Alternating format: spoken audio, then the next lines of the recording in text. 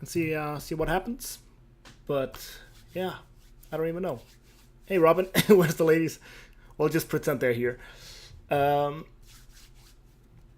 So what this is a live reading of this very, very thick and very, very heavy book called The Complete Fiction by H.P. Lovecraft.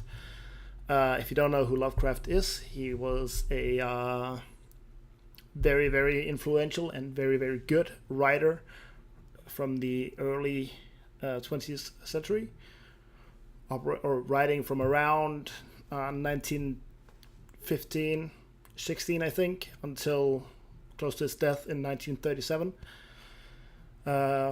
Primarily wrote horror stories, and people mostly know him from his kind of like collective universe of the Cthulhu mythos. I think most of you have heard of Cthulhu before. It was the GIF in the pre-stream.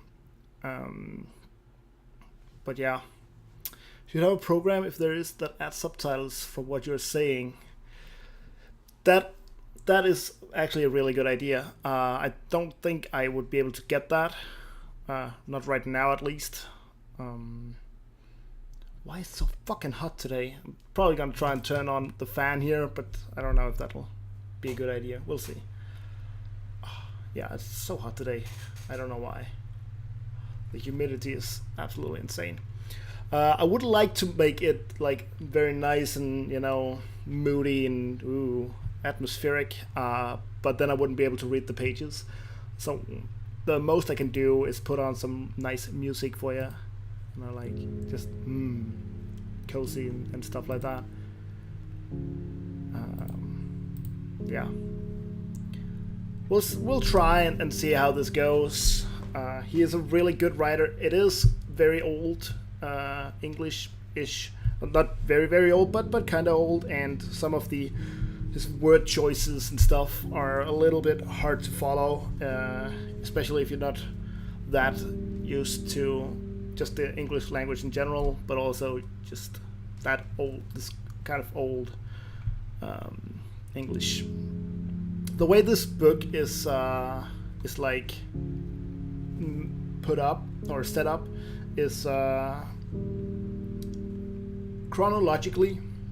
They put up in, or they are placed in the chronological order that he wrote them, starting with The Beast in the Cave, which is actually, as I can read here, from around 1904 or 1905, around that area, so actually way before that I said.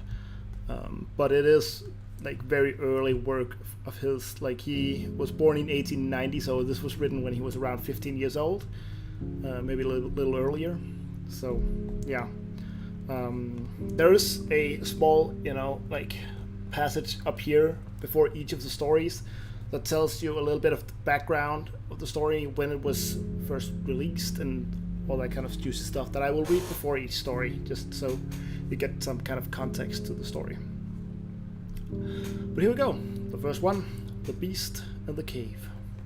Lovecraft wrote the first draft of this story sometime before the spring of 1904, and completed the final draft on April 21st, 1905. He had no first-hand experience of caves, so he spent several days at the Providence Public Library boning up on the story's local Mammoth Cave in Kentucky. For the work of someone not yet 15 years old, the tale is surprisingly effective. In later years, however, Lovecraft would tone down some of the typographical eccentricities found toward the end of the narrative. On the manuscript, he has indicated that it forms part of the volume Tales of Terror. It was first published in The Vagrant, June 1918. Alright, here we go. The horrible conclusion, which had been gradually obtruding itself upon my confused and reluctant mind, was now an awful certainty. I was lost, completely, hopelessly lost in the vast and labyrinthine recesses of the Mammoth Cave. Turn as I might, in no direction could my straining vision seize on any object capable of serving as a guidepost to set me on the outward path. That never more should I behold the blessed light of day, or scan the pleasant hills and dales of the beautiful world outside.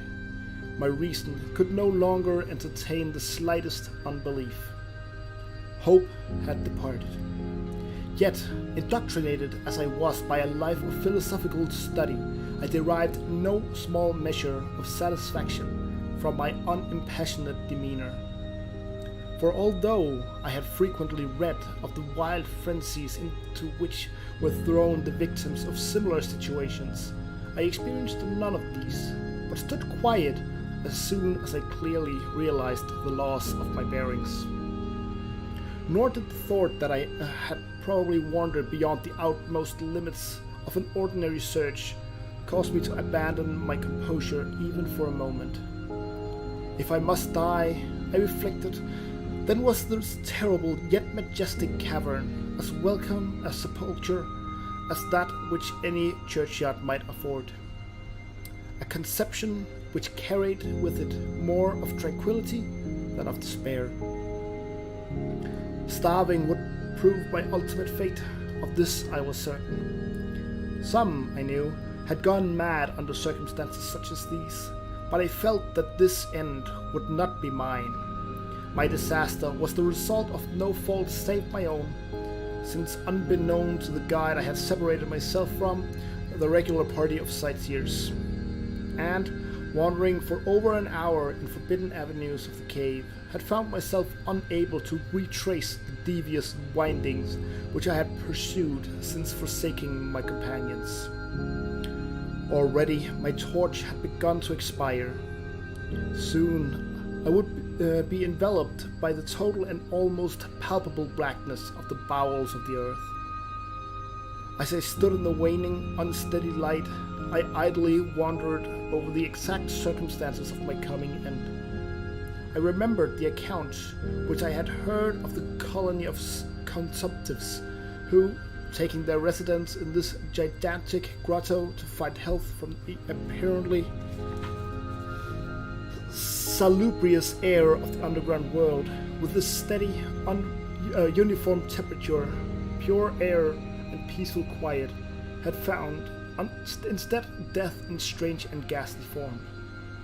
I had seen the sad remains of their ill-made cottages as I passed them by with the party, and had wondered what unnatural influence a long sojourn in this immense and silent cavern would exert upon one as healthy and as vigorous as I.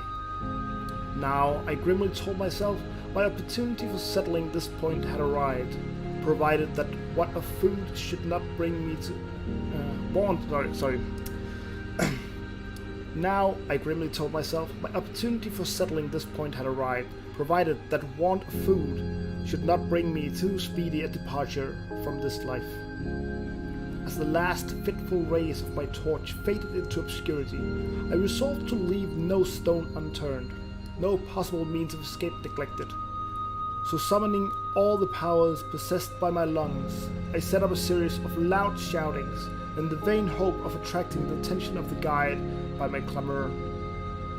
Yet, as I called, I believed in my heart that my cries were to no purpose, and that my voice, magnified and reflected by the numberless ramparts of the black maze about me, fell upon no ears save my own. All at once, however, my attention was fixed with a start as I fancied that I heard the sound of soft approaching steps on the rocky floor of the cavern.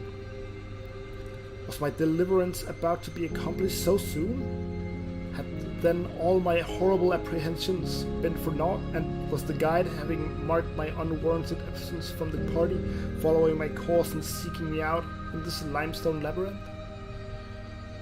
Whilst these joyful queries arose in my brain, I was on the point of renewing my cries in order that my discovery might come the sooner, when in an instant my delight was turned to horror as I listened.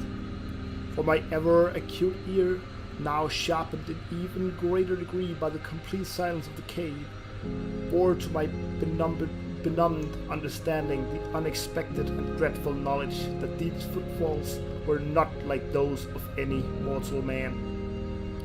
In the unearthly stillness of this subterranean region, the tread of the booted guide would have sounded like a series of sharp and incisive blows. These impacts were soft and stealthy, as of the padded paws of some feline. Besides, at times, when I listened carefully, I seemed to trace the falls of 4 instead of 2 feet. I was now convinced that I had by my cries aroused and attracted some wild beast, perhaps a mountain lion which had accidentally strayed within the cave. Perhaps, I considered, the Almighty had chosen for me a swifter and more merciful death than that of hunger. Yet the instinct of self-preservation, never wholly dormant, was stirred in my breast, and though escape from the oncoming peril might but spare me for a sterner and more lingering end, I determined nevertheless to part with my life at as high a price as I could command. Strange as it may seem, my mind conceived of no intent on the part of the visitor save that of hostility. Accordingly, I became very quiet in the hope that the unknown beast would, in the absence of guiding sound, lose its direction as had I, and thus pass me by. But this hope was not destined for realization, for the strange footfalls steadily advanced, the animal evidently having obtained my scent, which in an atmosphere so absolutely free from all distracting influences as that of the cave could doubtless be followed at great distance. Seeing therefore that I must be armed for defense against an uncanny and unseen attack in the dark, I grouped about me the largest of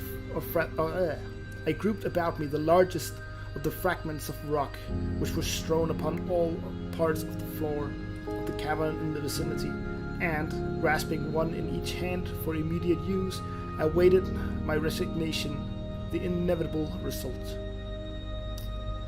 It's just some, ambient mood setting music.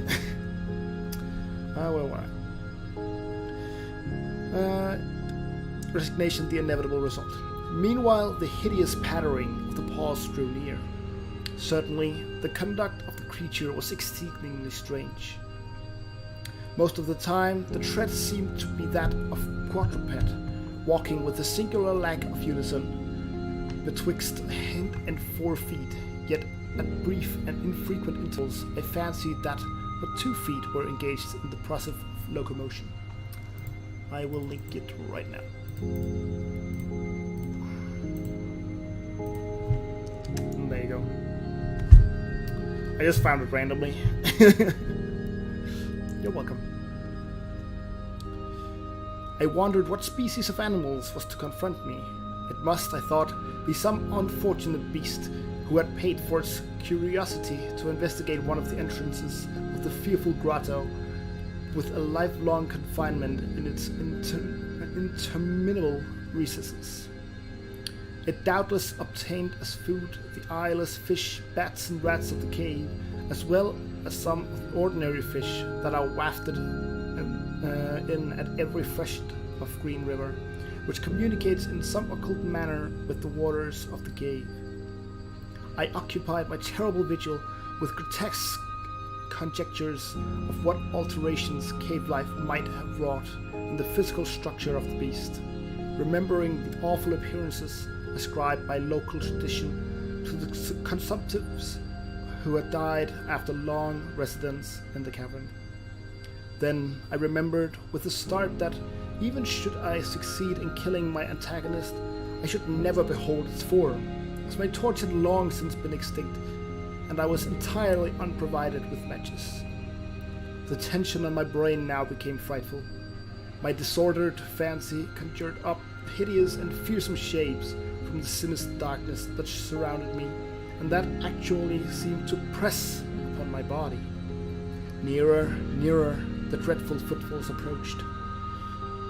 It seemed that I must give vent to a piercing scream, yet had I been sufficiently irresolute to attempt such a thing, my voice would scarce have responded. I was petrified, rooted to the spot. I doubted if my right arm would allow me to hurl its missile at the oncoming thing when the crucial moment should arrive. Now the steady pat-pat of the steps was close at hand, now very close. I could hear the labored breathing of the animal, and terror-struck as I was, I realized that it must have come from a considerable distance and was correspondingly fatigued. Suddenly, the spell broke. My right hand, guided by my ever-trustworthy sense of hearing, threw with full force the sharp-angled bit of limestone which it contained, toward that point in the darkness from which emanated the breathing and pattering, and, wonderful to relate, it nearly reached its goal, for I heard the thing jump, landing at a distance away where it seemed to pause. Having readjusted my aim, I discharged my second missile, this time most effectively, for with a flood of joy, I listened as the creature fell in what sounded like a complete collapse, and evidently remained prone and unmoving. Almost overpowered by the great relief which rushed over me, I reeled back against the wall. The breathing continued in heavy, gasping inhalations and expirations, whence I realized that I had no more than wounded the creature, and now all desire to examine the thing ceased. Hello, Electric. Yes, I am. At last, something allied to groundless, superstitious fear had entered my brain, and I did not approach the body, nor did I continue to cast stones at it in order to complete the extinction of its life. Instead, I ran at full speed in what was, as nearly as I could estimate in my frenzied condition, the direction from which I had come. Suddenly, I heard a sound, or rather a regular succession of sounds. In another instant, they had resolved themselves into a series of sharp metallic clicks. This time there was no doubt, it was the guide. And then I shouted, yelled, screamed, even shrieked with joy as I beheld in the vaulted arches above the faint and glimmering effulgence, which I knew to be the reflected light of an approaching torch.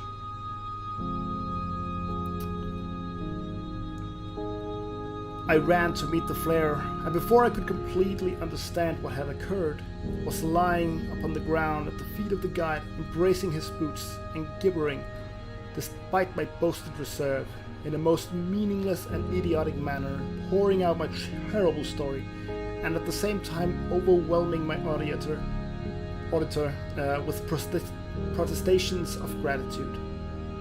At length, I awoke to something like my normal consciousness. The guide had noted my absence upon the arrival of the party at the entrance of the cave, and had, from his own intuitive sense of direction, proceeded to make a thorough canvass of the by-passages just ahead of where he had last spoken to me, locating my whereabouts after a quest of about 4 hours. Am I balding? Not that I know of. Just have a very high, like, I don't know what that word's called, swirl, whatever. And a ginormous forehead. Anyway, by the time he had related this to me, I, emboldened by his torch and his company, began to reflect upon the strange beast which I had wounded but a short distance back in the darkness, and suggested that we ascertain by the rushlight's aid what manner of creature was my victim. Accordingly, I retraced my steps, this time with a courage born of companionship, to the scene of my terrible experience. Soon we descried a white object upon the floor, an object whiter even than the gleaming limestone itself. Cautiously advancing, we gave vent to a simultaneous ejaculation of wonderment, for of all the unnatural monsters either of us had in our lifetimes beheld, this was in surpassing degree the strangest. It appeared to be an anthropoid ape of large proportions, escaped perhaps from some itinerant menagerie. Its hair was snow white, a thing due no doubt to the bleaching action of a long existence within inky confines of the cave, but it was also surprisingly thin, being indeed largely absent save of the head, where it was of such length and abundance that it fell over the shoulders in considerable profusion. The face was turned away from us as the creature lay almost directly upon it. The inclination of the limbs were very singular, explaining, however, the alternation in their use which I had before noted, whereby the beast used sometimes all four, and on other occasions but two for its progression. From the tips of the fingers or toes, long, nail-like claws extended. The hands or feet were not prehensile, a fact that I ascribed to that long residence in the cave which, as I before mentioned, seemed evident from the all-pervading and almost unearthly whiteness, so characteristic of the whole anatomy. No tail seemed to be present. The respiration had now grown very feeble, and the guide had drawn his pistol with the evident intent of dispatching the creature, when a sudden sound emitted by the latter caused the weapon to fall unused. The sound was of a nature difficult to describe. It was not like the normal note of any known species of simian, and I wondered if this unnatural quality were not the result of a long continued and complete silence, broken by the sensations produced by the advent of the light, a thing which the beast could not have seen since its first entrance into the cave. The sound, which I might feeble attempt to classify as a kind of deep-toned chattering, was faintly continued. All at once, a fleeting spasm of energy seemed to pass through the frame of the beast. The pulse went through a convulsive motion, and the limbs contracted. With a jerk, the white body rolled over so that its face was turned in our direction. For a moment, I was so struck with horror at the eyes thus revealed that I noted nothing else. They were black, those eyes, deep, jetty black, in hideous contrast to the snow-white hair and flesh. Like those of other cave denizens, they were deeply sunken in their orbits and were entirely destitute of iris. As I looked more closely, I saw that they were set in a face less prognathous than that of the average ape, and infinitely more hairy. The nose was quite distinct. As we gazed upon the uncanny sight presented to our vision, the thick lips opened and several sounds issued from them, after which the thing relaxed in death. The guide clutched my coat sleeve and trembled so violently that the light shook fitfully, casting weird, moving shadows on the walls about us. I made no motion, but stood rigidly still, my horrified eyes fixed upon the floor ahead. Then fear left, and wonder, awe, compassion, and reverence succeeded in its place, for the sounds uttered by the stricken figure that lay stretched out on the limestone had told us the awesome truth. The creature I had killed, the strange beast of the unfathomed cave, was, or had at one time been, a man. And that concludes The Beast in the Cave.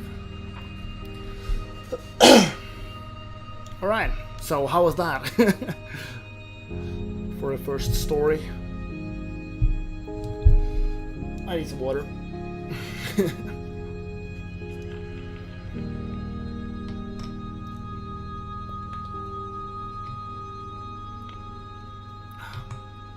I'm just gonna place it over here.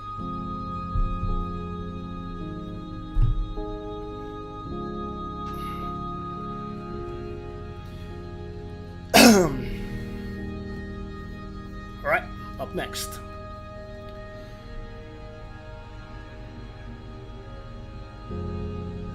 Oh, I was not going to. Don't worry about it. What was the idea of having it there in the first place? Alright, next story. The Alchemist. The Alchemist was written in 1908, presumably prior to Lovecraft's abrupt withdrawal from high school in June. It betrays the influence of Poe and earlier writers of Gothic fiction in its use of a European setting, the anonymity of the protagonist's family, and the idea of a familial curse that endures for centuries. Poe's influence can also be felt in the first-person narrator's obsessive interest in his own psychological state. Lovecraft put this theme of alchemy to much better use in the short novel The Case of Charles Dexter Ward. It was first published in the United Amateur, November 1916. So, The Alchemist. High up, crowning the grassy summit of a swelling mound, whose sides are wooded and near the base with the gnarled trees of primeval forest, stands the old chateau of my ancestors. For centuries, its lofty battlements have frowned down upon the wild and rugged countryside about, serving as a home and stronghold for the proud house whose honored line is older ever than the moss-grown castle walls. These ancient turrets, stained by the storms of generations and crumbling under the slow yet mighty pressure of time, formed in the ages of feudalism one of the most dreaded and formidable fortresses in all France. From its machicolated parapets and mounded battlements, barons, counts, and even kings have been defied, yet never had its spacious halls resounded to the footsteps of the invader. But since those glorious years, all is changed. A poverty but little above the level of dire want, together with a pride of the name that forbids its alleviation by the pursuits of commercial life, have prevented the scions of our line from maintaining their estates in pristine splendor. And the falling stones of the walls, the overgrown vegetation in the parks, the dry and dusty moat, the ill-paved courtyards and toppling towers without, as well as the sagging floor, the worm-eaten wainscots, and the faded tapestries within, all tell a gloomy tale of fallen grandeur. As the ages passed, first one, then another of the four great turrets were left to ruin, until at last but a single tower housed the sadly reduced descendants of the once mighty lords of the estate. It was in one of the vast and gloomy chambers of this remaining tower that I, Antony, last of the unhappy and accursed Comtes de see something, first saw the light of day 90 long years ago. Within these walls, and amongst the dark and shadowy forests, the wild ravines and grottos of the hillside below, were spent the first years of my troubled life. My parents I never knew. My father had been killed at the age of 32, a month before I was born, by the fall of a stone somehow dislodged from one of the deserted parapets of the castle. My mother having died at my birth, my care and education devolved solely upon one remaining servitor, an old and trusted man of considerable intelligence, whose name I remember as Pierre.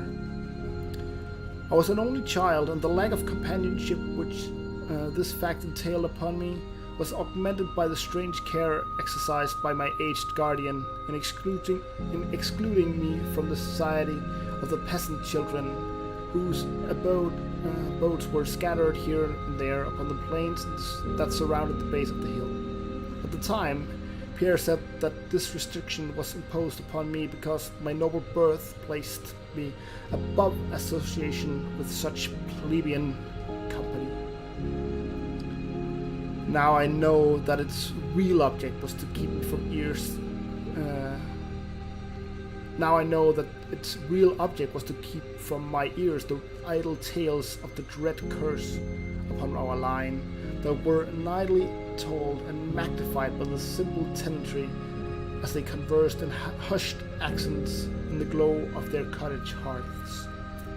Thus isolated and thrown upon my own resources, I spent the hours of my childhood in poring over the ancient tomes that filled the shadow-haunted library of the chateau, and in roaming without aim or purpose through the perpetual dusk, with the spectral wood that clothes the side of the hill near its foot. It was perhaps an effect of such surroundings that my mind early acquired a shade of melancholy. Those studies and pursuits which partake of the dark and occult in nature most strongly claimed my attention. Of my own race I was permitted to learn singularly little, yet what small knowledge of it I was able to gain seemed to depress me much. Perhaps it was at first only the manifest reluctance of my old preceptor to discuss with me my paternal ancestry that gave rise to the terror which I ever felt at the mention of my great house. Yet as I grew out of childhood, I was able to piece together disconnected fragments of discourse, let slip from the unwilling tongue which had begun to falter in approaching senility, that had a sort of relation to a certain circumstance which I had always deemed strange, but which now became dimly terrible. The circumstance to which I allude is the early age of which all the countess of my line had met their end. Whilst I had hitherto considered this but a natural attribute of a family of short-lived men, I afterwards pondered long upon these premature deaths and began to connect them with the wanderings of the old man, who often spoke of a curse which for centuries had prevented the lives of the holders of my title from much exceeding the span of 32 years. Upon my 21st birthday, the aged peer gave to me a family document which he said had for many generations been handed down from father to son and continued by each possessor. Its contents were of the most startling nature, and its perusal confirmed the gravest of my apprehensions. At this time, my belief in the supernatural was firm and deep-seated. Else, I should have dismissed with scorn the incredible narrative unfold before my eyes. The paper carried me back to the days of the 13th century, when the old castle in which I sat had been a feared and impregnable fortress. It told of a certain ancient man who had once dwelt on our estates, a person of no small accomplishments, though little above the rank of peasants, by name Michel, usually designated by the surname Mauvais, the evil, on account of his sinister reputation. Tell Wardrums that Excel isn't here, Kappa. Hey, Excel. And hey, Potato! Oh, nice. That's good to hear, dude. I hope this is as interesting as I had hoped as well. But welcome to both of you. We are in the middle of The Alchemist by H.P. Lovecraft. Currently in a vehicle, so I'll be able to watch once. That's completely fine, dude. Hope you have a nice trip. We were talking about Michel Mauvais. He had studied beyond the custom of his kind, seeking such things as the philosopher's stone or the elixir of eternal life, and was reputed wise in the terrible secrets of black magic and alchemy. Michel Mauvais had one son named Charles, a youth as proficient as himself in the hidden arts, and who had therefore been called Le Sorcier, or the Wizard. This pair, shunned by all honest folk, were suspected of the most hideous practices. Old Michel was said to have burned his wife alive as a sacrifice to the devil, and the unaccountable disappearances of many small peasant children were laid at the dreaded door of these two. Yet through the dark natures of the father and the son ran one redeeming ray of humanity. The evil old man loved his offspring with fierce intensity, whilst the youth had for his parent a more than filial affection. One night, the castle on the hill was thrown into the wildest confusion by the vanishment of young Godfrey, son to Henry the Comte. A searching party, headed by the frantic father, invaded the cottage of the sorceress, and there came upon old Michel Mouvet, busy over a huge and violently boiling cauldron. Without certain cause, in the ungoverned madness of fury and despair, the Comte laid hands on the aged wizard, and ere he released his murderous hold, his victim was no more.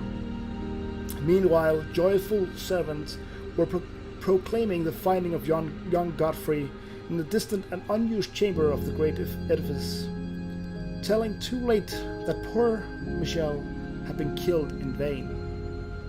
As the Comte and his associates turned away from the lowly abode of the alchemists, the form of Charles Le Saucier appeared through the trees. The excited chatter of the menials standing about told him what had occurred, yet he seemed at first unmoved at his father's fate. Then, slowly advancing to meet the Comte, he pronounced in dull yet terrible accents the curse that ever afterward haunted the house of C.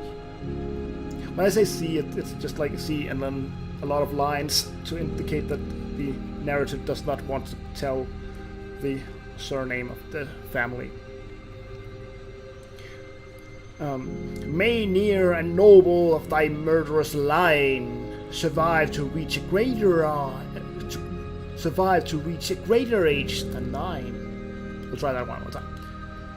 May near and noble of thy murderous line survive to reach a greater age than thine, spake he, when suddenly leaping backwards into the black wood, he drew from his tunic a phial of colorless liquid, which he threw into the face of his father's slayer as he disappeared behind the inky curtain of the night. The Comte died without utterance and was buried the next day, but little more than 32 years from the hour of his birth. No trace of the assassin could be found, though relentless bands of peasants scoured the neighboring woods and the meadowland around the hill. Thus time and the want of a reminder dulled the memory of the curse in the minds of the late Comte's family, so that when Godfrey, innocent cause of the whole tragedy, and now bearing the title, was killed by an arrow whilst hunting at the age of 32, there were no thoughts save those of Greece and at his demise. But when years afterward, the next young Comte, Robert by name, was found dead in a nearby field from no apparent cause, the peasant told in whispers that their seigneur had but lately passed his 32nd birthday when surprised by early death. Louis, son to Robert, was found drowned in the moat at the same fateful age, and thus down through the centuries ran the ominous chronicle. Henry's, Robert's, Antonius, and Armand's snatched from happy and virtuous lives when little below the age of their unfortunate ancestor at his murder. That I had left at most but 11 years of further existence was made certain to me by the words which I read. My life, previously held at small value, now became dearer to me each day as I delved deeper and deeper into the mysteries of the hidden world of black magic. Isolated as I was, modern science had produced no impression upon me, and I labored as in the Middle Ages, as rapt as had been old Michel and young Charles themselves in acquisitions of demonological and alchemical learning. Yet read as I might, in no manner could I account for the strange curse upon my line. In unusual rational moments, I would even go so far as to seek a natural explanation, attributing the early deaths of my ancestors to the sinister Charles the Sorcier and his heirs. Yet, having found upon careful inquiry that there were no known descendants of the Alchemist, I would fall back to the occult studies and once more endeavor to find the spell that would release my house from its terrible burden. Upon one thing I was absolutely resolved. I should never wed, for since no other branches of my family were in existence, I might thus end the curse myself. As I drew near the age of 30, old Pierre was called to the land beyond. Alone, I buried him beneath the stones of the courtyard, about which he had loved to wander in life. Thus was I left to ponder on myself as the only human creature within the great fortress, and in my utter solitude my mind began to cease its vain protest against the impending doom, to become almost reconciled to the fate which so many of my ancestors had met. Much of my time was now occupied in the exploration of the ruined and abandoned halls and towers of the old chateau,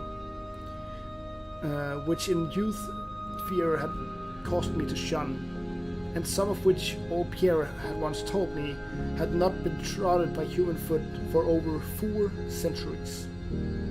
Strange and awesome were many of the objects I encountered. Furniture covered by the dust of ages, and crumbling with the rot of long dampness met my eyes. Cobwebs in a profusion never before seen by me were spun everywhere, and huge bats flapped their bony and uncanny wings on all sides of the otherwise untenanted gloom.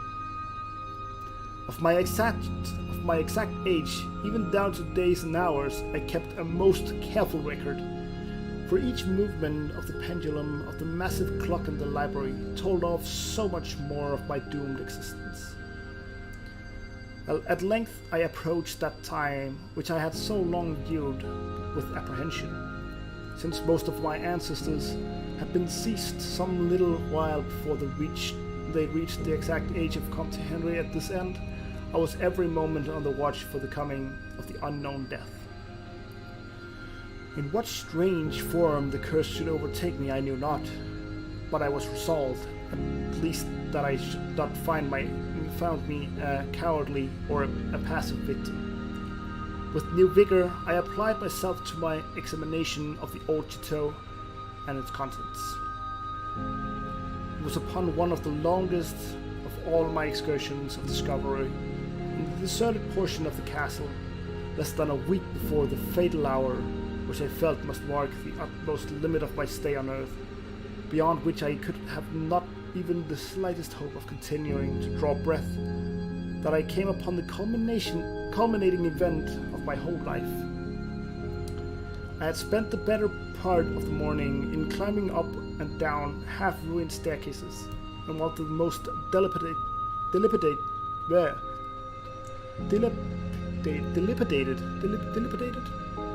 that's a weird word. I had spent the better part of the morning in climbing up and down half-ruined staircases in one of the most dilapidated of the ancient turrets. As the afternoon progressed, I sought the lower levels, descending into what appeared to be either a medieval place of confinement or a more recently excavated storehouse for gunpowder. As I slowly traversed the nitre-encrusted passageway at the foot of the last staircase, the paving became very damp, and soon I saw by the light of my flickering torch that a blank, water-stained wall impeded my journey. Turning to retrace my steps, my eye fell upon a small trapdoor with a ring, which lay directly beneath my feet. Pausing, I succeeded with difficulty in raising it, whereupon there was revealed a black aperture, exhaling noxious fumes, which caused my torch to sputter, and disclosing in the unsteady glare the top of my flight of stone steps. As soon as the torch, which I lowered into the repellent depths, burned freely and steadily, I commenced my descent. The steps were many, and led to a narrow stone-flagged passage, which I knew must be far underground. The passage proved of great length and terminated in a massive oaken door, dripping with the moisture of the place and stoutly resisting all my attempts to open it. Ceasing after a time my efforts in this direction, I had proceeded back some distance toward the steps, when there suddenly fell to my experience one of the most profound and maddening shocks capable of reception by the human mind. Without warning, I heard the heavy door behind me creak slowly open upon its rusty hinges. My immediate sensations are incapable of analysis. To be confronted in a place as thoroughly deserted as I had deemed the old castle, with evidence of the presence of man or spirit, produced in my brain a horror of the most acute description. When at last I turned and faced the seat of the sound, my eyes must have started from their orbits at the sight that they beheld. There, in the ancient Gothic doorway, stood a human figure. It was that of a man clad in a skull cap and long medieval tunic of dark color. His long hair and flowing beard were of a terrible and intense black hue, and of incredible profusion. His forehead high beyond the unusual dimensions, his cheeks deep sunken and heavily lined with wrinkles, and his hands, long, claw-like and gnarled, were of such a deathly marble-like brightness as I have never elsewhere seen in a man. His figure, lean to the proportions of a skeleton, was strangely bent and almost lost within the voluminous folds of his peculiar garment. But strangest of all were his eyes, twin caves of abysmal blackness, profound in expression of understanding, yet inhumane in degree of wickedness. These were now fixed upon me, piercing my soul with their hatred and rooting me to the spot whereon I stood. At least the figure spoke in a rumbling voice that chilled me through with its dull hollowness and latent malevolence. The language in which the discourse was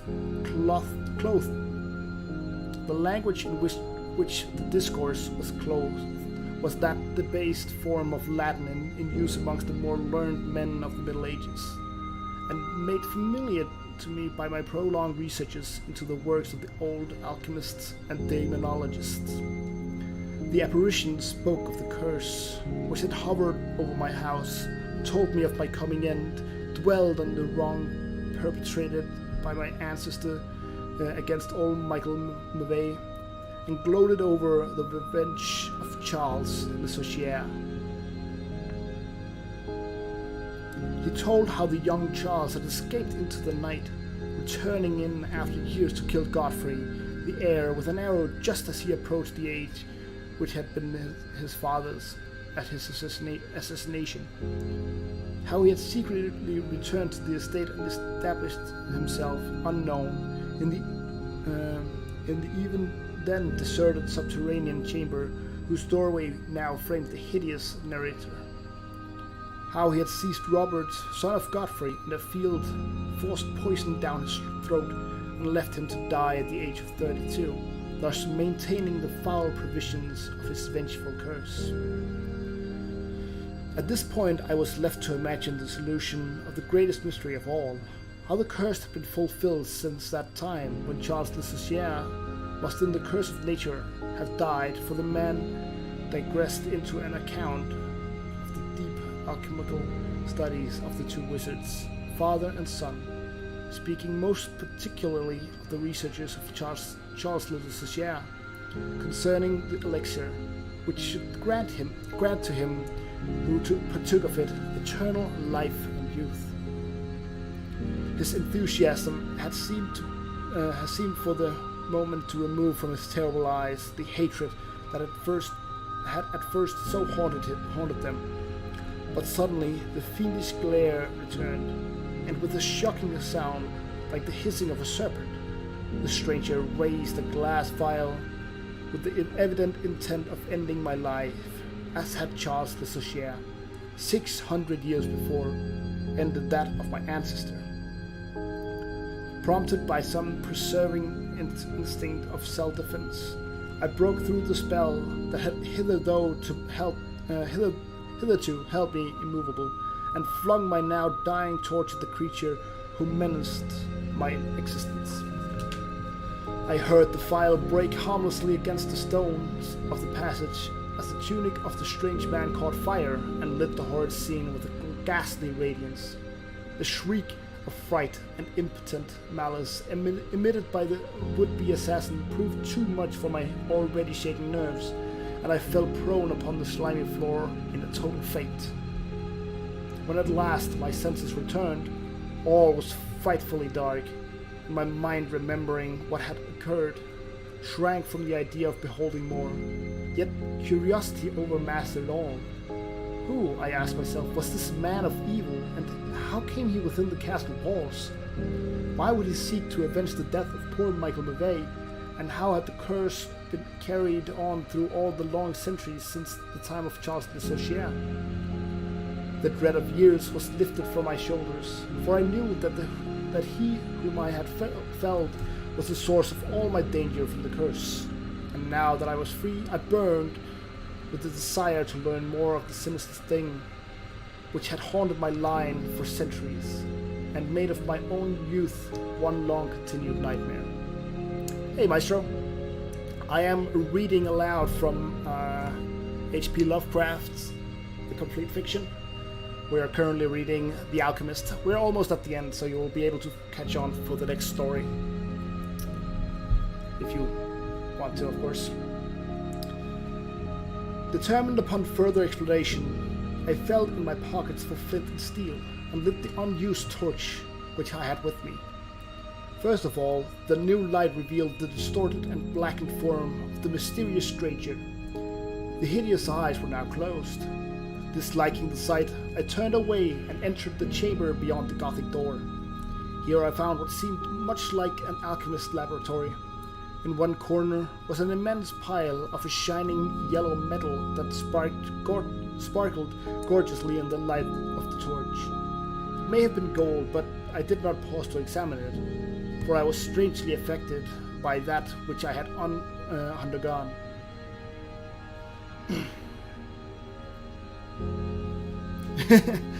Yeah, I could probably have done that as well, but I found this one thought it fitted quite well, so I'm gonna keep this. Maybe if it ends at some point. It's only 3 hours long, and the idea of this is not to have some music to listen to. It's actually to hear the story. But I get your idea. At the farther end of the apartment was an opening leading out into one of the many wild ravines of the dark hillside forest. Filled with wonder, yet now realizing how the man had obtained access to the chateau, I proceeded to return. I had intended to pass by the remains of the stranger with averted face, but as I approached the body, I seemed to hear emanating from it a faint sound, as though life were not yet wholly extinct. Aghast, I turned to examine the charred and shriveled figure on the floor. Then, all at once, the horrible eyes, blacker ever than the seared face in which they were set, opened wide with an expression which I was unable to interpret.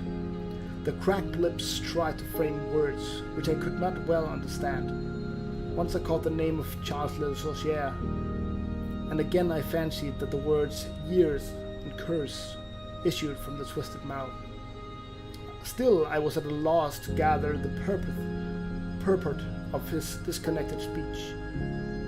At my evident ignorance of his meaning, the pitchy eyes once more flashed malevolently at me, until, helplessly as I saw my opponent to be, I trembled as I watched him. Suddenly the wretch, animated with his last burst of strength, raised his hideous head from the damp and sunken pavement. Then, as I remained paralyzed with fear, he found his voice and in his dying breath screamed forth those words which had ever afterwards haunted my days and my nights.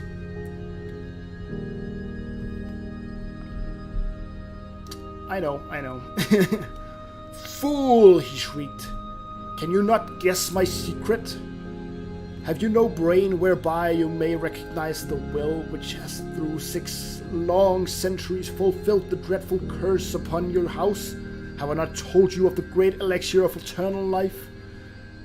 Know you not how the secret of alchemy was solved? I tell you, it is I, that have lived for 600 years to maintain my revenge, for I am Charles Le Sorcier. And that concludes The Alchemist. Hey, Berth, welcome, dude. And my story, yeah, I know it's a very risky stream, but then again, sometimes you just gotta take risks, you know? Thank you, man. You kind of have to perform that last bit of it, you know? It's so in your face and stuff, so... He so rarely writes dialogue, so whenever he does, you just have to go for it. Alright, before each of the stories, there's this, like, pre-word about the actual story of when it was written and stuff that inspired Lovecraft and stuff like that, which I always read before it. No, exactly. Like, it's such a sad story, actually. You know, it's really, really, really sad. Especially because his writing is actually really good. Especially, even his early works is actually really good. I haven't read that far into it. You can see my bookmark here. I have read like to the first 70-80 pages or something. But yeah. It's really good. I can't wait to get on to some of the later ones that are his most popular. Popular stories.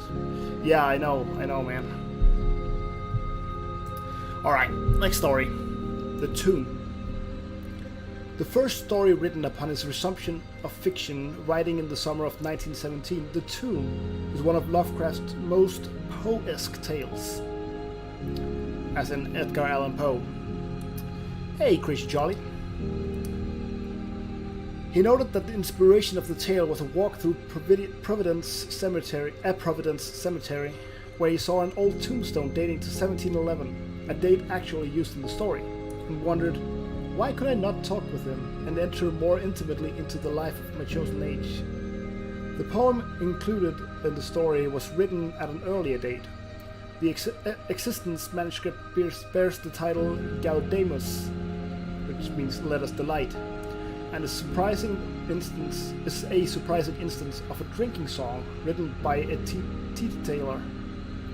The story first appeared in The Vagrant, March 1922.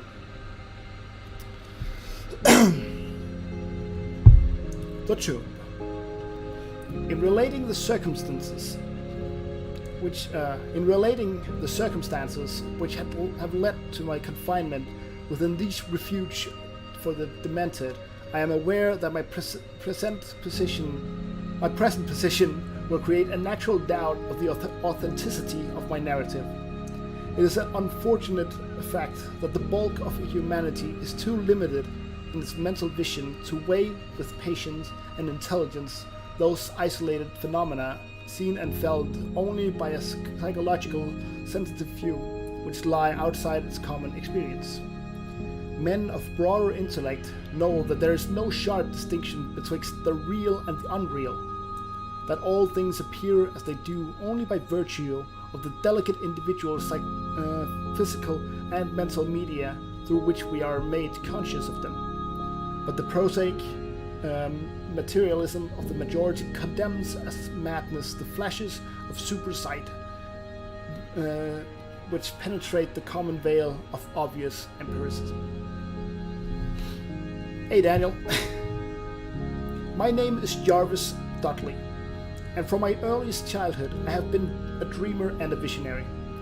Wealthy beyond the necessity of a commercial life and temperamentally unfitted for the formal studies and social recreations of my acquaintances, I have dwelt ever in realms apart from the visible world, spending my youth and adolescence in ancient and little-known books, and in roaming the fields and grooves of regions near my ancestral home.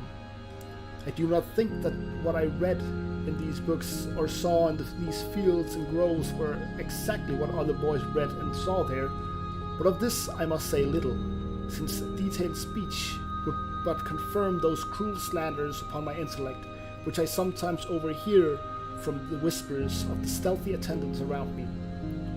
It is sufficient for me to relate events without analyzing causes. What did I think about Doctor Who? Awesome. I'm definitely going to keep on watching. I'm not watching the stream anymore because I want to get all of it. But I'm watching all of it for sure from now on. Whenever I have time and stuff. Definitely gonna watch more of it. I'm doing the Dalek story right now, which is really awesome. Alright, I should probably not break the narrative too much because it's just gonna get even more confusing. I'll try to minimalize it. I will try to, yeah. I'll try to. Anyway, I've said that I dwelled apart from the visible world, but I have not said that I dwelled alone. This no human creature may do, for lacking the fellowship of the living, he inevitably draws upon the companionship of things that are not, or are no longer living. Close by my home there lies a singular wooded hollow, in whose twilight deeps I spend most of my time, reading, thinking, and dreaming. Down its moss-covered slopes of my first steps of infancy were taken, and around its grotesque, gnarled oak trees, my first fancies of boyhood were woven. Well did I come to know the presiding dryads of those trees, and often have I watched their wild dances in the struggling beams of a waning moon. But of these things I must not now speak. I will tell only of the lone tomb in the darkest of the hillside thickets, the deserted tomb of the Hydes, an old and exalted family whose last direct descendant had been laid within its black recesses many decades before my birth. The vault to which I refer is of ancient granite, weathered and discolored by the mists and dampness of generations. Excavated back into the hillside, the structure is visible only at the entrance. The door, a ponderous and forbidding slab of stone, hangs upon rusted iron hinges, and is fastened ajar in a queerly sinister way by means of heavy iron chains and padlocks, according to a gruesome fashion of half a century ago. See, Robin, the abode of the race whose scions are here inurned, had once crowned the declivity which holds the tomb, but had long since fallen victim to the flames which sprang up from a disastrous stroke of lightning, of the midnight storm which destroyed this gloomy mansion.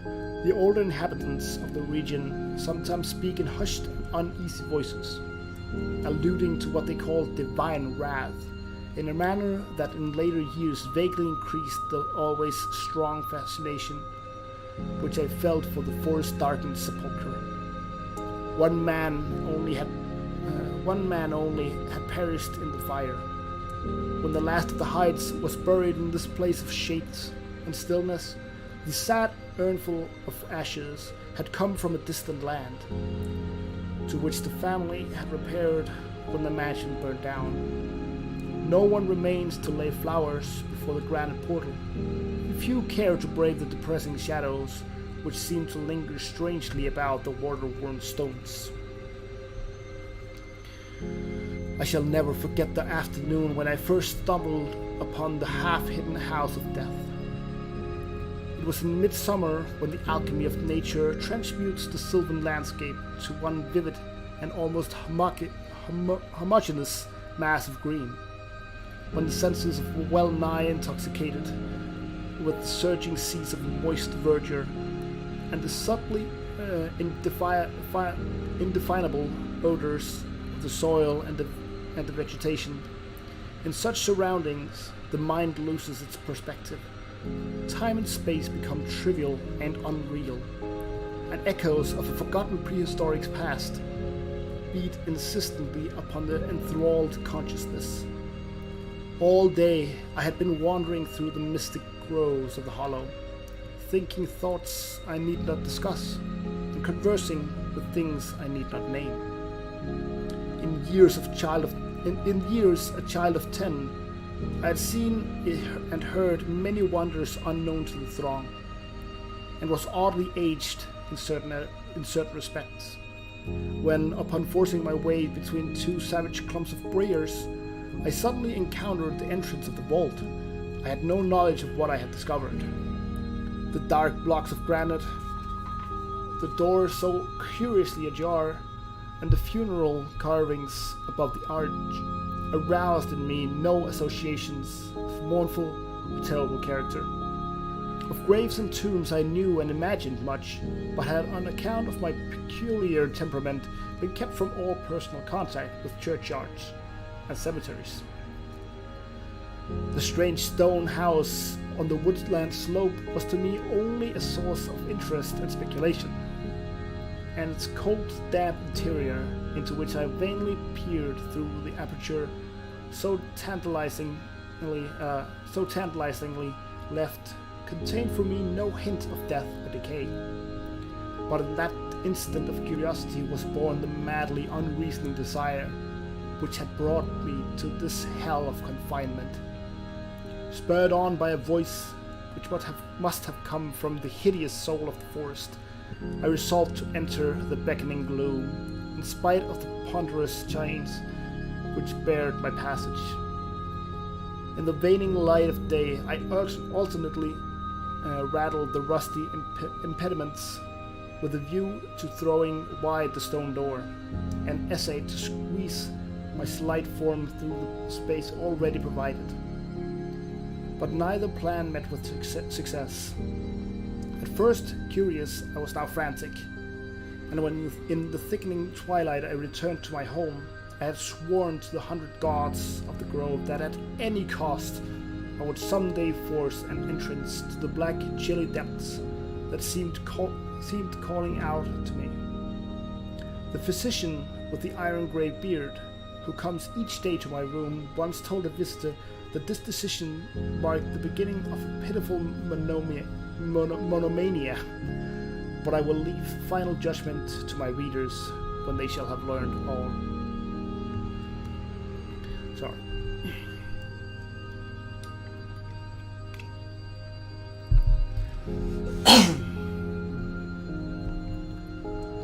The month following my discovery were spent in futile attempts to force the complicated padlock of the slightly open vault, and in carefully guarded inquiries regarding the nature and history of the structure.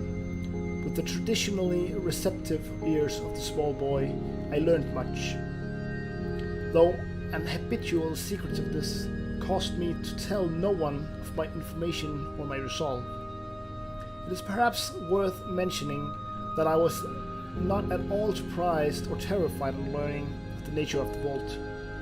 My rather original ideas regarding life and death had caused me to associate the cold clay with the breathing body in a vague fashion, and I felt that the great and sinister family of the burnt-down mansion was in some way represented within the stone space I sought to explore. Mumbled tales of the weird rites and godless revels of bygone years in the ancient hall gave to me a new and potent interest in the tomb, before whose door I would sit for hours at a time each day. Once I thrust a candle within the nearly closed entrance, but could see nothing save a flight of damp stone steps leading downward. The odor of the place repelled, yet bewitched me. I felt I had known it before, in a past remote beyond all recollection. Beyond even my tendency of the body I now possess. The year after I first beheld the tomb, I stumbled upon a worm-eaten translation of Plutarch's Lives in the book-filled attic of my home.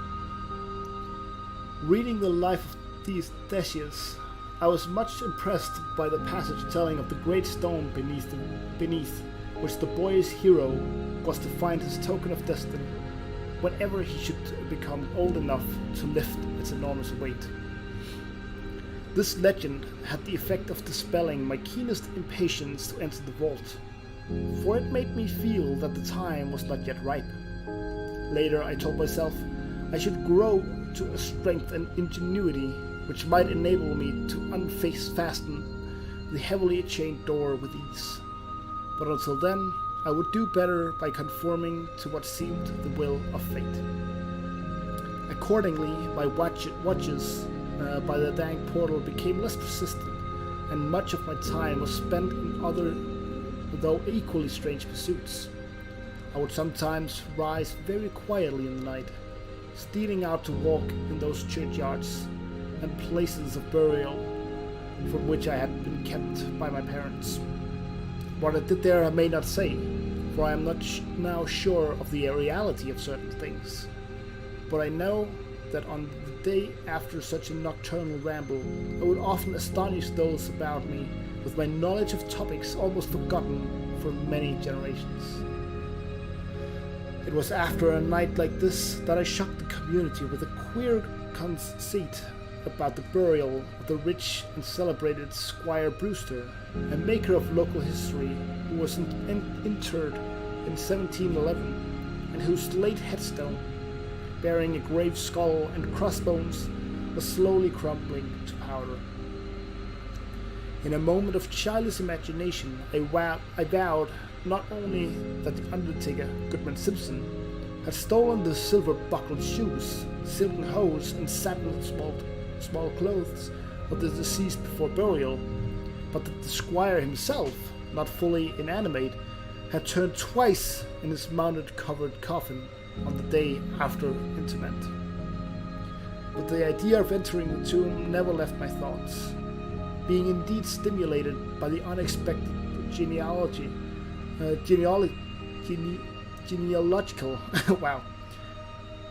Being indeed stimulated by the unexpected genealogical discovery that my own maternal ancestry possessed at least a slight link with the supposedly extinct family of the Hydes. Last of my paternal race, I was likewise the last of this older and more mysterious line.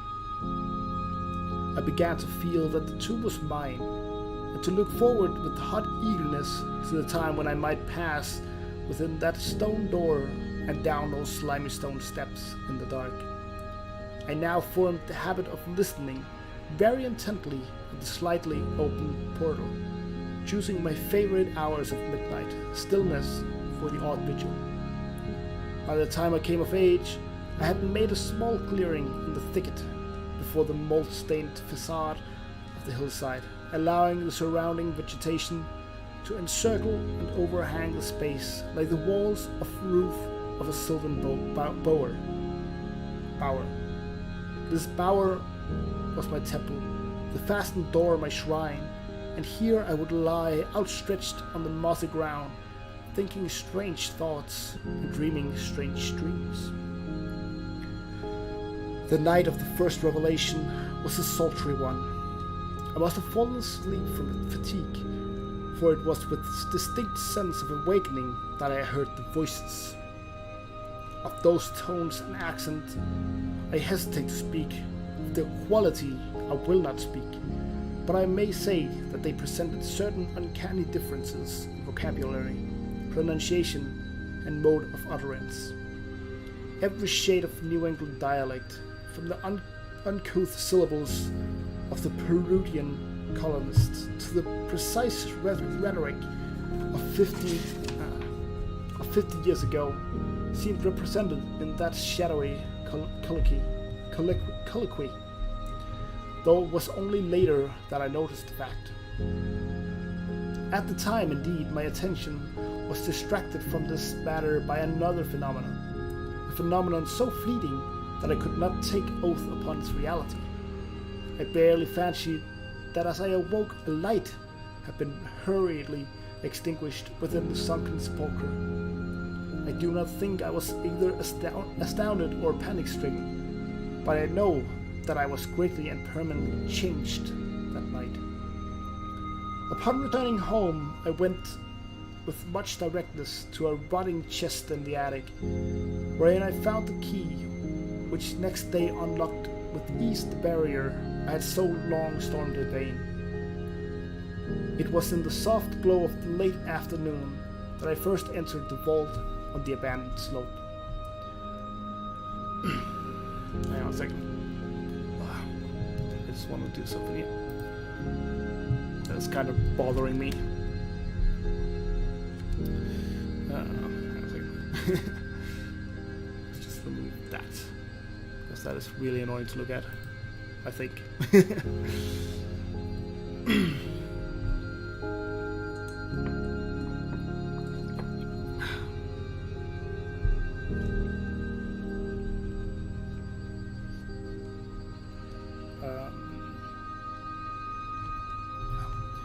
It was in the soft glow of late afternoon that I first entered the vault on the abandoned slope.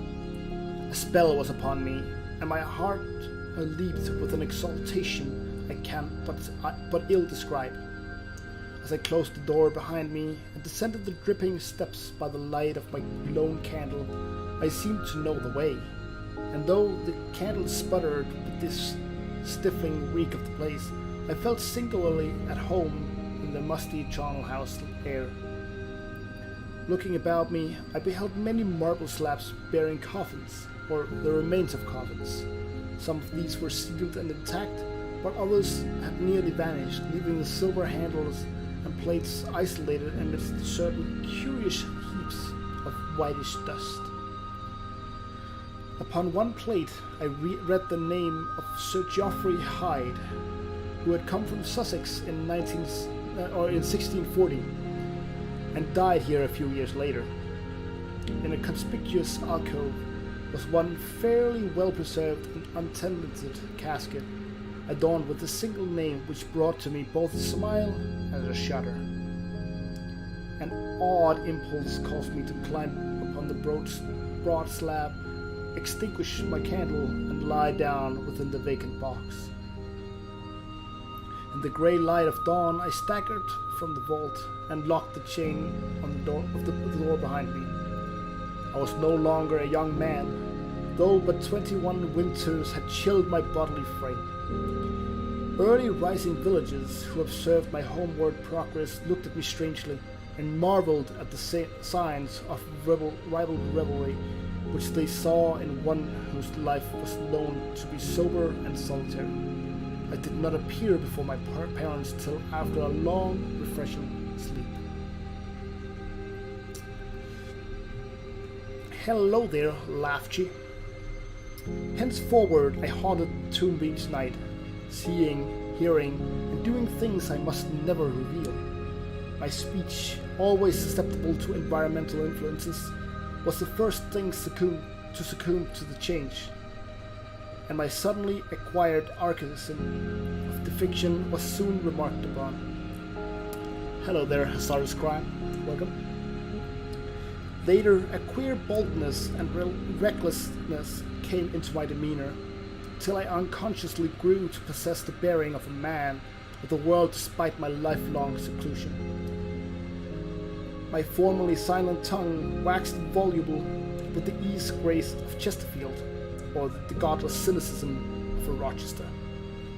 I displayed a peculiar erudition, utterly unlike the fantastic, monkish lore over which I had pored in youth, and covered the fly leaves of my books with facile epigrams which brought up suggestions of Gay, Prior, and the spriteless Augustan wits and reminiscence.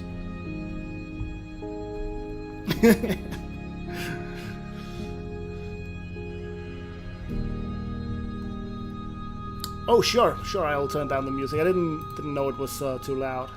My apologies. There we go. That should be a little bit better. Welcome, everybody. You can't have it both ways. Sorry. All right, where were we? Yeah. One morning at breakfast, I came close to disaster by declaiming in palpably, licorice accent and effusion of 18th century bacchanalian mirth. A bit of Georgian playfulness never recorded in a book, which ran something like this. Come hither, my lads, with your tankards of ale, and drink to the present before it shall fail. Pile each on your platter a mountain of beef, for 'tis eating and drinking that bring us relief. So fill up your glass, for life will soon pass. When you're dead, you'll ne'er drink to your king or your lass. It's like speedrunning reading this book. Nah. Otherwise it would sound way worse. So let's not try to speedrun anything here. Yo! K-Daddy K! What the hell is this? It's just gifted us up to Hazardous Crime. Welcome, Hazardous Crime, to to the sub club, or whatever we want to call it. I don't even know. Thank you so much. Really appreciate that. Anacreon had a red nose, so they say. What's a red nose if you're happy and gay? Gad split me, I'd rather be red whilst I'm here than white as a lily and dead half a year. So Betty, my miss, come give me a kiss. In hell there's no innkeeper's daughter like this.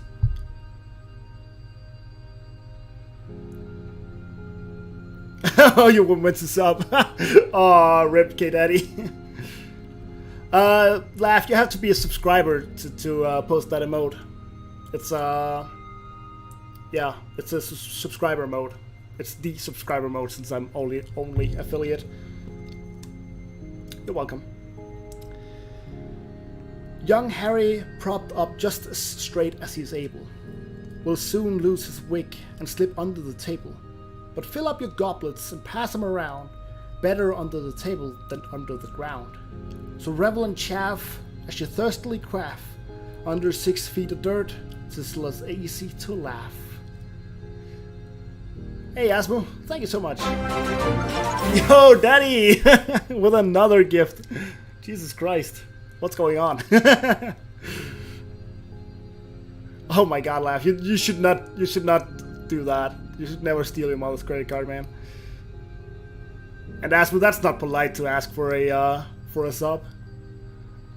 But yeah, Daddy, thank you so much. So generous of you.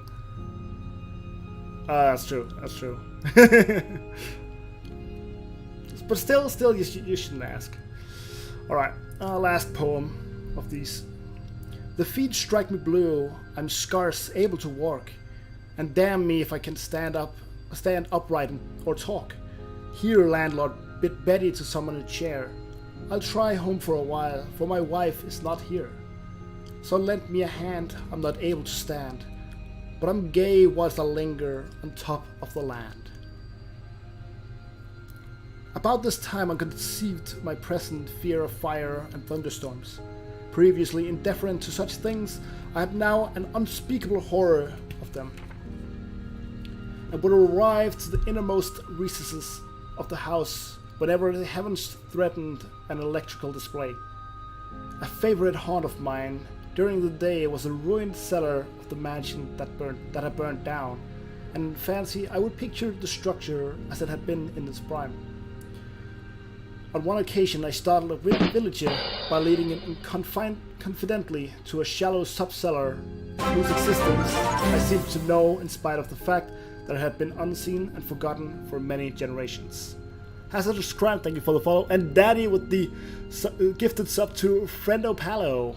Jesus Christ, you're on a fucking spree, man. Jesus Christ. And yeah, new bit boss up there.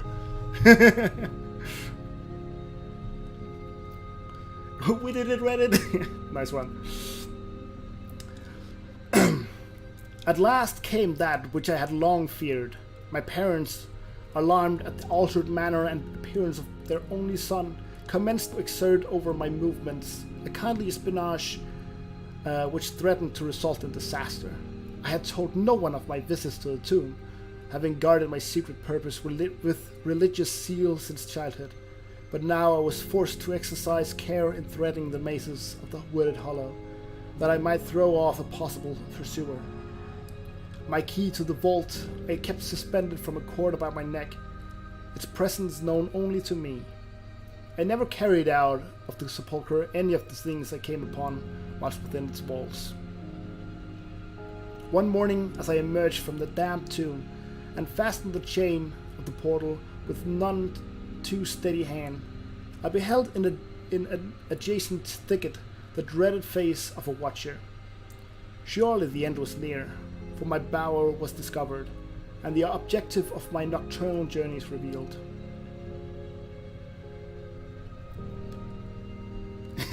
Thank you, man. Rise Against is my favorite band. It's such a fucking good album. Like, it doesn't have like a red thread through it or anything like that, but so many good songs on it. Can I read the lyrics? I probably could, but that's not what we're doing today. They are really good songs, yeah. My favorite song is Survive. That's a really good one. Unsubscribe. Oh, guys, please. Where was I? Oh yeah, Nocturnal Journeys revealed. The man did not accost me, so I hastened home in an effort to overhear what he might report to my careworn father. Were my sojourns beyond the chained door about to be proclaimed to the world? Imagine my delighted astonishment on hearing the spy informing my parent in a cautious whisper that I had spent the night in the bower outside the tomb. My sleep-filmed eyes fixed upon the crevice where the padlocked portal stood ajar. By what miracle had the watcher been thus deluded? I was now convinced that a supernatural agency protected me. Made bold by this heaven-sent circumstance, I began to resume perfect openness in going to the vault, confident that no one would witness my entrance. For a week I tasted to the full the joys of the charnel convivalent. Some of these words are really hard to pronounce, guys. Why do you read that on Twitch? This is the first time I'm trying to do it. Just wanted to see if it was a success or anything. Seems like it's working quite fine. I don't know about you guys. Where was I? Shit, I should not read chat too much. Really. I was now convinced that a supernatural agency protected me.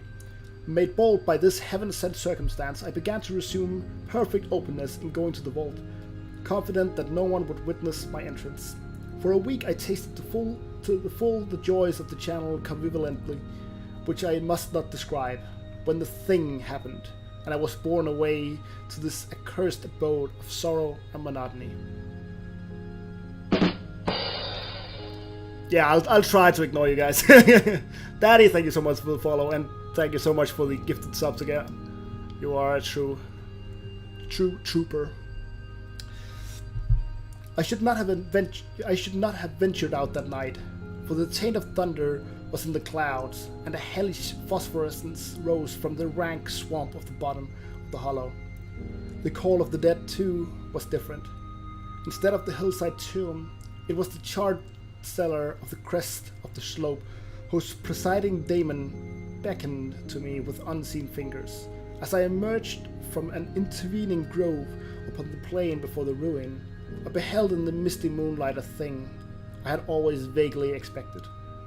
The mansion, gone for a century, once more reared its stately height to the raptured vision, every window ablaze with the splendor of many candles. Up the long drive rolled the coaches of the Boston gentry, whilst on foot came a numerous assemblage of powdered exquisites from the neighboring mansions. With this throng I mingled, though I knew I belonged with the hosts rather than the guests. Inside the hall were music, laughter, and wine on every hand. Several faces I recognized, though I should have known them better had they been shriveled or eaten away by death and decomposition. Amidst a wild and reckless throng, I was the wildest and most abandoned. Gay blasphemy poured in torrents from my lips, and in my shocking sallies I heeded no law of God, man, or nature. Suddenly a peal of thunder, resonant even above the din of the Swinish revelry, clave the very roof and laid a hush of fear upon the boisterous company.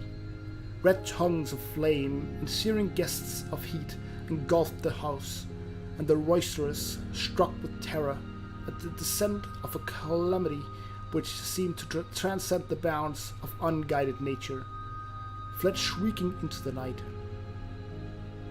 I alone remained riveted to my seat by a growling fear which I had never felt before, and then a second horror took possession of my soul. Burned alive to ashes, my body dispersed by the four winds, I might never lie in the tomb of the heights. Was not my coffin prepared for me? Had I not a right to rest till eternity amongst the descendants of Sir Geoffrey Hyde? I would claim my heritage of death, even though my soul goes seeking through the ages of another corporal tenement to represent it on the vacant slab in the alcove of the vault. Jervis Hyde should never share the sad fate of Palinurus. As the phantom of the burning house faded, I found myself screaming and struggling madly in the arms of two men, one of whom was the spy who had followed me to the tomb. Rain was pouring down in torrents, and upon the southern horizon was flashes of the lightning that had so lately passed over our heads. My father, his face lined with sorrow, stood by as I shouted my demands to be laid within the tomb, frequently admonishing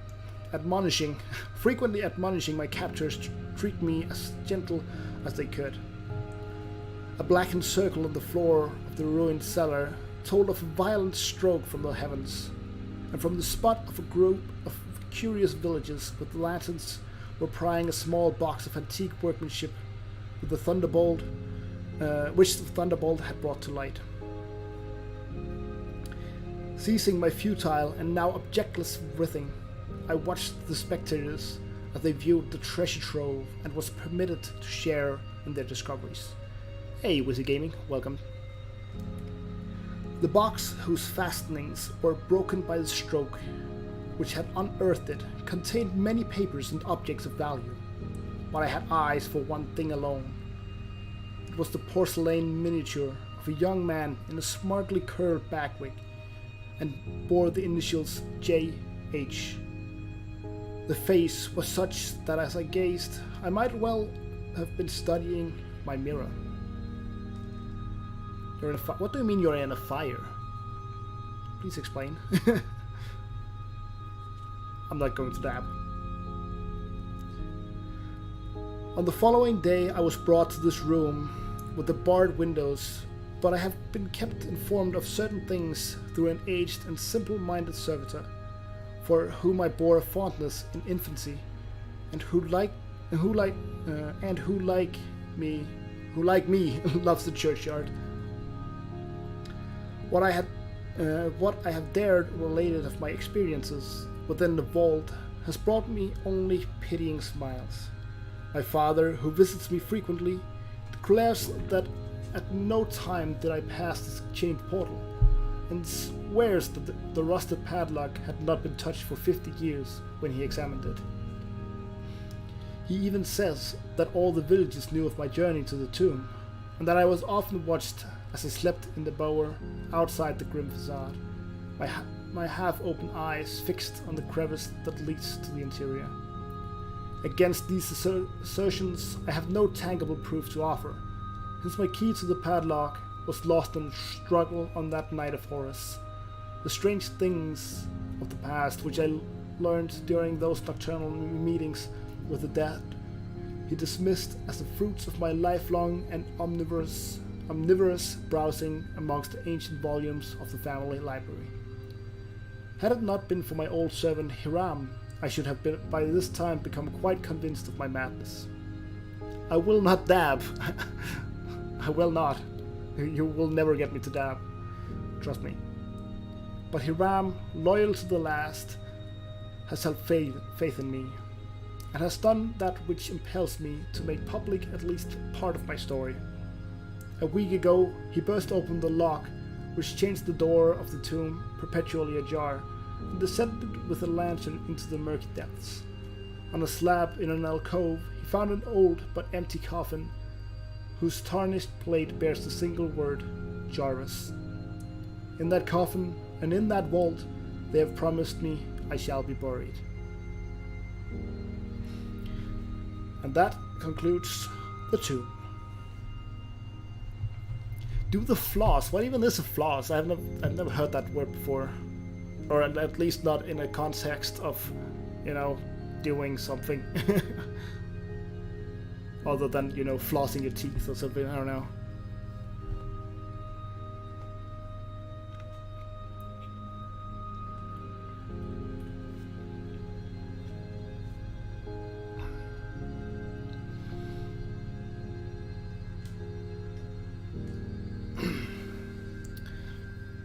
Alright, next story. It's actually one of my favorites of the ones I've read so far. It's called Dagon. It's about it's one of the first real massive monster stories thingies. So it's really good. Pre-word. Written in July 1917, Dagon is one of Lovecraft's most forward-looking stories. Many of its features a landmass suddenly emerging from the depths of the ocean, a monster who may be one of an entire race of creatures dwelling on the underside of the world, the narrative's psychological devastation at the monster's mere existence, foreshadow the call of Cthulhu, and later stories where the supernatural has been replaced by the scientifically plausible. But as in Poe, it is the narrative's emotional trauma that is the heart of the tale. The story was Lovecraft's first to be published in Weird Tales, October 1923. Dagon. I am writing this under an appreciable mental strain, since by tonight I shall be no more. Penniless, and at the end of my supply of the drug which alone makes life endurable, I can bear the torture no longer, and shall cast myself from this garret window into the squalid street below. Do not think from my slavery to morphine that I am a weakling or a degenerate. When you have read these hastily scrawled pages, you may guess, though never fully realize, why it is that I must have forgetfulness or death. It was in one of the most open and least frequented parts of the broad Pacific that the packet of which I was supercargo fell a victim to the German sea raider. The Great War was then at its very beginning, and the ocean forces of the Hun had not completely sunk to their later degradation, so that our vessel was made a legitimate prize, whilst we of her crew were treated with all the fairness and consideration due us a naval prisoner. So liberal, indeed, was the discipline of our captors, that 5 days after we were taken, I managed to escape alone in a small boat with water and provisions for a good length of time. When I finally found myself adrift and free, I had but little idea of my surroundings. Never a competent navigator, I could only guess vaguely by the sun and stars that I was somewhat south of the equator. Of the longitude, I knew nothing, and no island or coastline was in sight. The weather kept fair, and for uncounted days I drifted aimlessly beneath the scorching sun, waiting either for some passing ship or to be cast on the shores of some habitable land. But neither ship nor land appeared, and I began to despair in my solitude upon the heaving vastness of unbroken blue. The change happened whilst I slept. Its details I shall never know, for my slumber, though troubled and dream-infested, was continuous. When at last I awaked, it was to discover myself half sucked into a slimy expanse of hellish black mire, which extended about me in monotonous undulations as far as I could see, and in which my boat lay grounded some distance away. Though one might well imagine that my first sensation would be of wonder at so prodigious and unexpected a transformation of scenery, I was in reality more horrified than astonished. For there was in the air and in the rotting soil a sinister quality which chilled me to the very core. The region was putrid, with the carcasses of decaying fish, and of other less describable things, which I saw protruding from the nasty mud of the unending plain. The region was putrid, with the carcasses of... oh shit, I already read that. Oops. Of the unending plain. Perhaps I should not hope to convey in mere words the unutterable hideousness that can dwell in absolute silence and barren immensity. There was nothing within hearing, and nothing in sight save a vast reach of black slime. Yet the very completelessness of the stillness and the homogeneity of the landscape oppressed me with a nauseating fear. The sun was blazing down from a sky which seemed to me almost black in its cloudless cruelty, and as though reflecting the inky marsh beneath my feet. As I crawled into the stranded boat, I realized that only one theory could explain my position.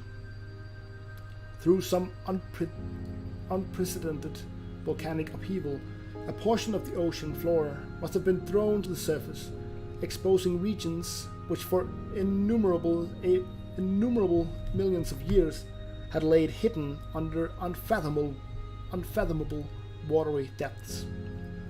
So great was the extent of the new land which had risen beneath me that I could not detect the faintest noise of the surging ocean, strain my ears as I might. Nor were there any seafowl to prey upon the dead things. For several hours I sat thinking or brooding in the boat, which lay up upon its side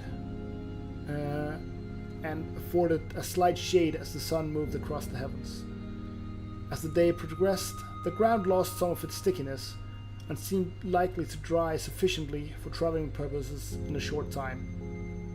That night I slept but little, and the next day I made for myself a pack containing food and water, preparatory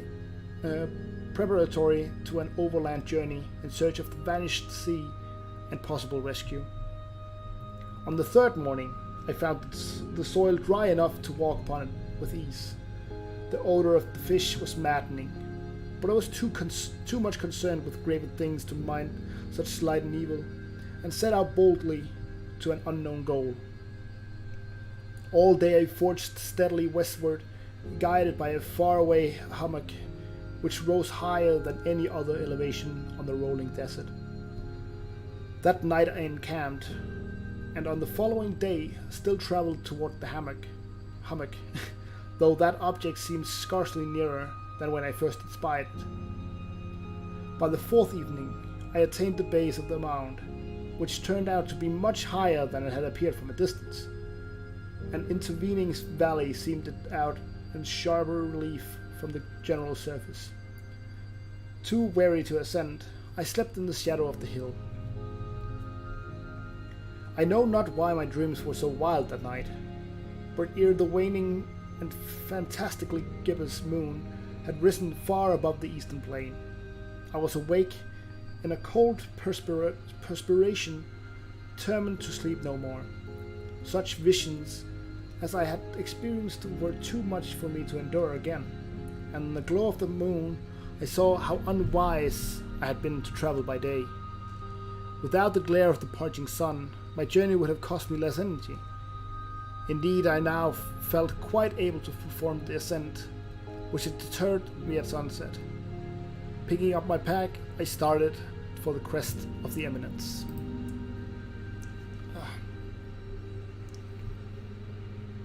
Remember to strike skies every now and then. Very important.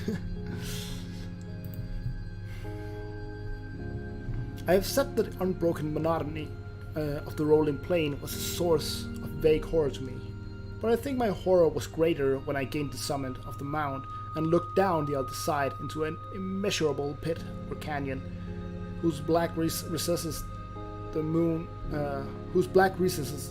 had not yet soared high enough to illumine. I felt myself on the edge of the world, peering over the rim into a fathomless chaos of eternal night. Through my terror ran curious reminiscence of Paradise Lost, and of Satan's hideous climb through the unfashioned realms of darkness.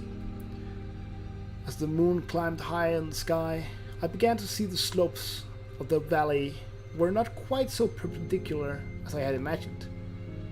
Ledges and outcroppings of rock afforded fairly easy footholds for a descent, whilst after a drop of a few hundred feet, the declivity became very gradual. Urged on by an impulse which I cannot definitely analyze, I scrambled with difficulty down the rocks and stood on the gentler slope beneath, gazing into the Stygian deeps where no light had yet penetrated. All at once my attention was captured by a vast and singular object on the opposite slope, which rose steeply about 100 yards ahead of me, an object that gleamed whitely in the newly bestowed rays of the ascending moon. That it was merely a gigantic piece of stone, I soon assured myself, but I was conscious of a distinct impression that its contour and position were not altogether the work of nature. A closer scrutiny filled me with sensations I cannot express, for despite its enormous magnitude and its position in an abyss which had yawned at the bottom of the sea since the world was young, I perceived beyond a doubt that the strange object was a well-shaped monolith whose massive bulk had known the workmanship and perhaps the worship of living and thinking creatures. Dazed and frightened, yet not without a certain thrill of the scientist's or archaeologist's delight, I examined my surroundings more closely. The moon, now near the zenith, shone. I'm not quite sure. Shone weirdly and vividly above the towering steeps that hemmed the chasm, and revealed the fact that a far-flung body of water flowed at the bottom, winding out of sight in both directions, and almost lapping my feet as I stood on the slope. Across the chasm, the wavelets washed the base of the Cyclopean monolith, and whose surface I could now trace both inscriptions and crude sculptures. The writing was in a system of hieroglyphics unknown to me, and unlike anything I had ever seen in books, consisting of the most part of conventionalized aquatic symbols such as fishes, eels, octopi, crustaceans, mollusks, whales, and the like. Several characters obviously represented marine things which are unknown to the modern world, but whose decomposing forms I had observed on the ocean-risen plain. It was the pictorial carving, however, that did most to hold me spellbound. Plainly visible across the intervening water on account of the enormous size were an array of bas reliefs, whose subjects would have excited the envy of a Duray. I think that these things were supposed to depict men, at least a certain sort of men, though the creatures were strewn disporting like fishes in the waters of some marine grotto, or paying homage at some monolithic shrine which appeared to be under the waves as well. Of their faces and forms I dare not speak in detail, for the mere remembrance makes me grow faint. Grotesque beyond the imagination of a Poe or a Bulwer, they were damnably human in general outline despite webbed hands and feet, shockingly wide and flappy lips, glassy, bulging eyes, and other features less pleasant to recall. Curiously enough, they seem to have been chiseled badly out of proportion with their scenic background, for one of the creatures was shown in the act of killing a whale, represented as but little larger than himself. I remarked, as I say, their grotesqueness and strange size, but in a moment decided that they were merely the imaginary gods of some primitive fishing or seafaring tribe. Some tribe whose last descendant had perished eras before the first ancestor of the Piltdown or Neanderthal man was born. Awestruck at this unexpected glimpse into a past beyond the conception of the most daring anthropologist, I stood musing whilst the moon cast queer reflections on the silent channel before me. Then suddenly I saw it. With only a slight churning to mark its rise to the surface, the thing slid into view above the dark waters, vast, Polyphemus-like, and loathsome. It darted like a stupendous monster of nightmares to the monolith, about which it flung its gigantic scaly arms, the while it bowed its hideous head and gave vent to a certain measured sounds. I think I went mad then. Of my frantic ascent of slope and cliff, and of my delirious journey back to the stranded boat I remember little. I believe I sang a great deal, and laughed oddly when I was unable to sing. I have indistinct recollection of a great storm some time after I reached the boat. At any rate, I know that I heard peals of thunder and other tones which nature utters only in her wildest moods. When I came out of the shadows, I was in a San Francisco hospital, brought thither by the captain of the American ship which had picked me up, which had picked up my boat in mid-ocean. In my delirium I had said much, but found that my words had been given scant attention. Of any land upheaval in the Pacific my rescuers knew nothing, nor did I deem it necessary to insist upon a thing which I knew they could not believe. Once I sought out the celebrated ethnologist and amused him with peculiar questions regarding the ancient Philistine legend of Dagon the fish god, but soon perceiving that he was hopelessly conventional, I did not press my inquiries. It is at night, especially when the moon is gibbous and waning, that I see the thing.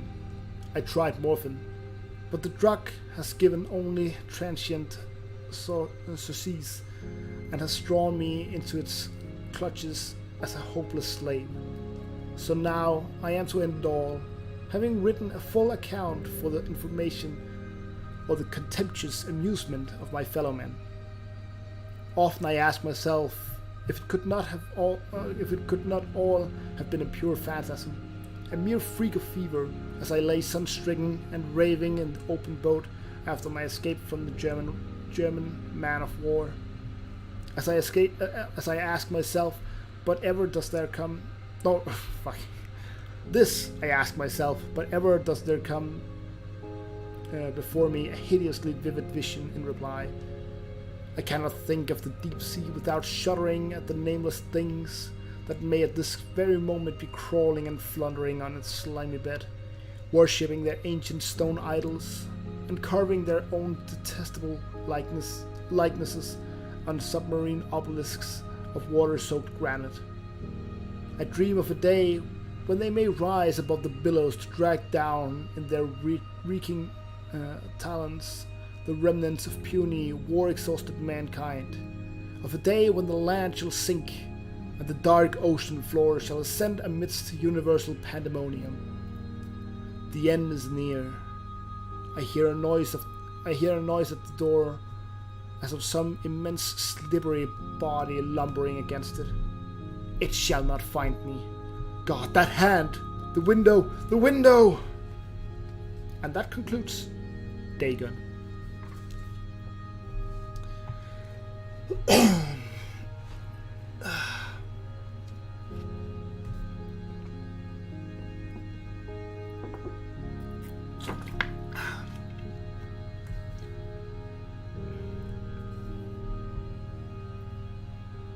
Is anybody still listening? Just curious. It's okay if you're just lurking. Just, just want to know.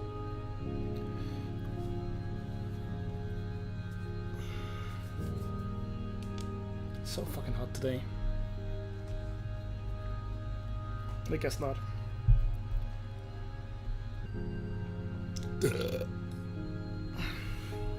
Alright. How long is this? This one is short.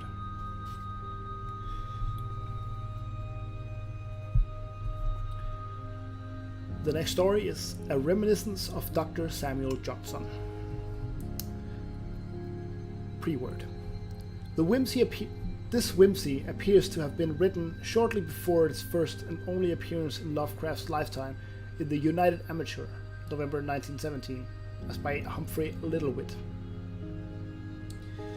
It is a brilliant send-up of Lovecraft's well-known fondness for the 18th century and is written in a flawless imitation of the prose of Samuel Johnson. Many details in the story, including the quatrain "When the Duke of Leeds shall marry me," are taken from Boswell's Life of Johnson, 1791. But the revision of the quatrain is Lovecraft's own, reflecting the thankless job as a literary revisionist. A Reminiscence of Dr. Samuel Jones. The privilege of reminiscence, however rambling or tiresome, is one generally allowed to the very aged. Indeed, 'tis frequently by means of such recollections that the obscure occurrences of history and the lesser anecdotes of the great are transmitted to posterity.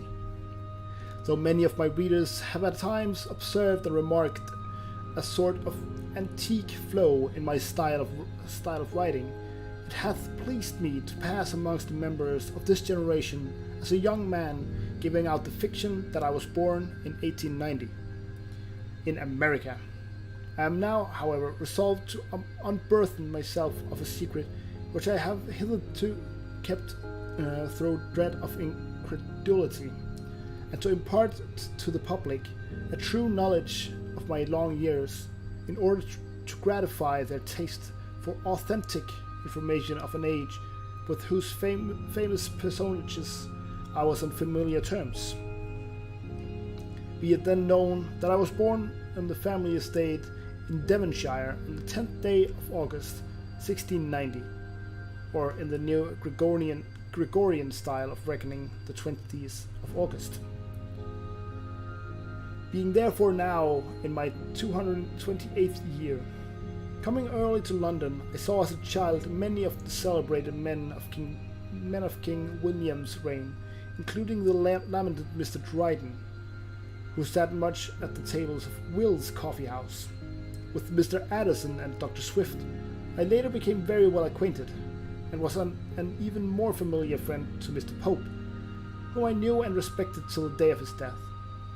But since it is of my more recent associate, the late Dr. Johnson, that I am at this time desired to write, I will pass over my youth for the present. I had first knowledge of the Doctor in May of the year 1738, though I did not at the time meet him. Mr. Pope had just completed his epilogue to his Satires, the piece beginning "Not twice a 12-month you appear in print," and had arranged for its publication. On the very day it appeared, there was also published a satire in imitation of Juvenal,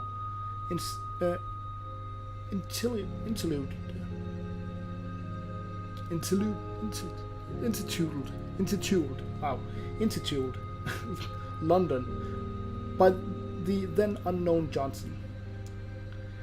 And this so struck the town that many gentlemen of taste declared it was the work of a greater poet than Mr. Pope. Notwithstanding what some detractors have said of Mr. Pope's petty jealousy, he gave the verses of his new rival no small praise, and having learned through Mr. Richardson who the poet was, told me that Mr. Johnson would soon be deterré. I had no personal acquaintance with the doctor till 1763, when I was presented to him at the Mitre Tavern by Mr. James Boswell, a young Scotchman of excellent family and great learning, but small wit, whose metrical effusion I had sometimes revised. Dr. Johnson, as I beheld him, was a fully pursy man, very ill-dressed, and of slovenly aspect. I recall him to have worn a bushy bobwig, untied and without powder, and much too small for his head. His clothes were of rusty brown, much wrinkled, and with more than one button missing. His face, too full to be handsome, was likewise marred by the effects of some scrofulous disorder, and his head was continually rolling about in a sort of convulsive way. Of this infirmity, indeed, I hadn't known before, having heard of it from Mr. Pope, who took the trouble to make particular inquiries. Being nearly 73, full 19 years older than Dr. Johnson, I say doctor, though his degree came not till 2 years after, I naturally expected him to have some regard for my age, and was therefore not in the fear of him, which others confessed. On my asking him what he thought of my favourable notice of his dictionary in the Londoner, my periodical paper, he said, "Sir, I possess no recollection of having perused your paper, and have not a great interest in the opinions of the less thoughtful part of mankind." Oh, snap. Being more than a little piqued at the incivility of one whose celebrity made me solicitous of his approbation, I ventured to retaliate in kind, and told him I was surprised that a man of sense should judge this thoughtfulness of one whose production he had admitted never having read. "Why, sir," replied Johnson, "I do not require to become familiar with a man's writings in order to estimate the superficiality of his attainment, when he plainly shews it by his eagerness to mention his own productions in the first question he puts me." Another "oh snap." Having thus become friends, we conversed on many matters. When to agree with him, I said I was distrustful of the authenticity of Ocean's poems. Mr. Johnson said, "That, sir, does not do your understanding particular credit, for what all the town is sensible of is no great discovery for a Grub Street critic to make. You might as well say you have a strong suspicion that Milton wrote Paradise Lost." I thereafter saw Johnson very frequently, most often at meetings of the Literary Club, which was founded the next year by the doctor, together with Mr. Burke, the parliamentary orator, Mr. Beauclerk, a gentleman of fashion, Mr. Langton, a pious man and captain of militia, Sir J. Reynolds, the widely known painter, Dr. Goldsmith, the prose and poetic writer, Dr. Nugent, father-in-law to Mr. Burke, Sir John Hawkins, Mr. Anthony Chamber, and myself. We assembled generally at 7 o'clock of an evening once a week at the Turk's Head in Gerrard Street, Soho, till that tavern was sold and made into a private dwelling, after which we went we moved our gatherings successively to Prince's in Sackville Street, the Tilliers in Dover Street, and Parslow's and the Thatchet House in St. James Street.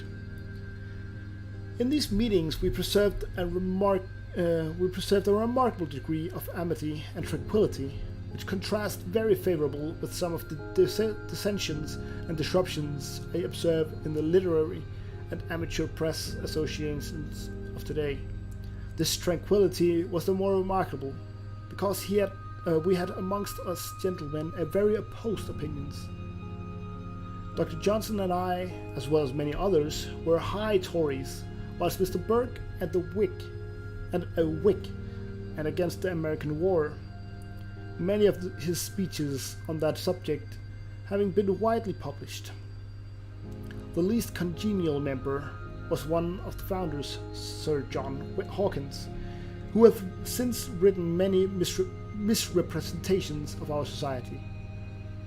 Sir John, an eccentric fellow, once declined to pay his part of the reckoning for supper, because it was his custom at home to eat no supper.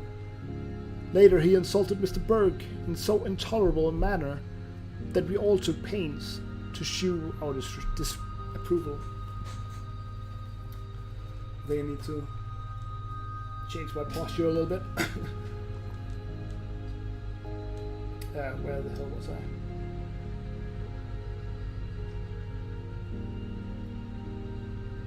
There. To shew our disapproval. After which incident he came no more to our meetings. However, he never openly fell out with the doctor and was the executor of his will, though Mr. Boswell and others have reason to question the genuineness of his attachment. Oh, sorry, I read that really badly. Though Mr. Boswell and others have reason to question his genuineness of his attachment. Other and later members of the club were Mr. David Garrick, the actor and early friend of Dr. Johnson, Messrs. Doe and Josh Wharton, or Thomas and Joshua something Wharton, Dr. Adam Smith, Dr. Percy, author of the Reliquaries, Mr. Edwin Gibbon, the historian, Dr. Burney, the musician, Mr. Malone, the critic, and Mr. Boswell. Mr. Garrick obtained admittance only with difficulty, for the doctor, notwithstanding his great friendship, was forever affecting to decry the stage and all things connected with it. Johnson, indeed, had a most singular habit of speaking for Davy when others were against him, and of arguing against him when others were for him. I have no doubt that he sincerely loved Mr. Garrick, for he never alluded to him as he did to Foote, who was a very coarse fellow despite his comic genius. Mr. Gibbon was none too well liked, for he had an odious sneering way which offended even those of us who most admired his historical productions. Mr. Goldsmith, a little man very vain of his dress and very deficient in brilliancy of conversation, was my particular favorite. Since I was especially unable to shine in the discourse, he was vastly jealous of Dr. Johnson, though none the less liking and respecting him. I remember that once a foreigner, a German, I think, was in our company, and that whilst Goldsmith was speaking, he observed the doctor preparing to utter something. Unconsciously looking up upon Goldsmith as a mere encumbrance when compared to the greater man, the foreigner bluntly interrupted him and incurred his lasting hostility by crying, "Hush! Dr. Johnson is going to speak." Such a good German accent. Well, in this luminous company, I was tolerated. I was tolerated more because of my years than for my wit or learning, being no match at all for the rest. My friendship for the celebrated Monsieur Voltaire was ever a cause of annoyance to the doctor, who was deeply orthodox, and who used to say of the French philosopher, "Via est acerrime geni et paucarum literarum." That was very, very good Latin I just read there. Lol. Yeah. One's throat gets really, coarse and sore from reading all of this. Mr. Boswell, a little teasing fellow whom I had known for some time previously, used to make sport of my awkward manners and old-fashioned wig and clothes. Once coming in a little the worse for wine, to which he was addicted, he endeavored to lampoon me by means of impromptu verse writ on the surface of the table. But lacking the aid he usually had in his composition, he made a bad grammatical blunder. I told him he should not try to pasquinate the source of his poesy. At another time, Bossy, as we used to call him, complained of my harshness toward new writers in the articles I prepared for the monthly review. He said I pushed every aspirant off the slopes of Parnassus. "Sir," I replied, "you are mistaken. They who lose their hold do so from their own want of strength. But desiring to conceal their weakness, they attribute the absence of success to the first critic that mentions them. I'm glad to recall that Dr. Johnson upheld me in this matter." Dr. Johnson was second to no man in the pains he took to revise the bad verses of others. Indeed, it is said that in the book of poor blind old Mrs. Williams, there are scarce 2 lines which are not the doctor's. And one time Johnson recited to me some lines by a servant to the Duke of Leeds, which has so amused him that he had got them by heart. They are on the Duke's wedding, and so much resemble in quality the work of other and more recent poetics Dunces that I cannot forbear copying them. "When the Duke of Leeds shall married be to a fine young lady of high quality, how happy will the gentlewoman be in his Grace of Leeds' good company." I asked the doctor if he had ever tried making sense of this piece, and upon his saying he had not, I amused myself with the following amendment of it: "When gallant least auspiciously shall wed the virtuous fair of ancient lineage bred, how must the maid rejoice with conscious pride to win so great a husband to her side." On shewing this to Dr. Johnson, he said, "Sir, you have straightened out the feet, but you have put neither wit nor poetry into the lines." It would afford me gratification to tell more of my experiences with Dr. Johnson and his circle of wits, but I'm an old man and easily fatigued. I seem to ramble along without much logic or continuity when I endeavor to recall the past, and fear I light upon but few incidents which others have not before discussed. Should my present recollections meet with favor, I might later set down some further anecdotes of old times, of which I am the only survivor. I recall many things of Sam Johnson and his club, having kept up my membership in the latter long after the doctor's death, at which I sincerely mourned. I remember how John Bergen,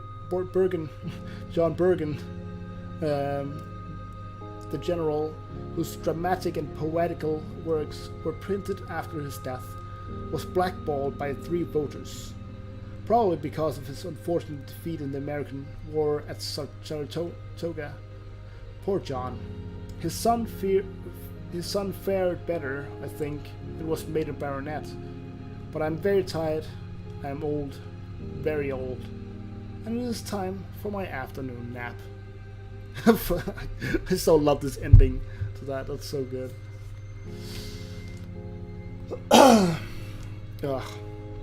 Alright, I think I'm gonna end reading here.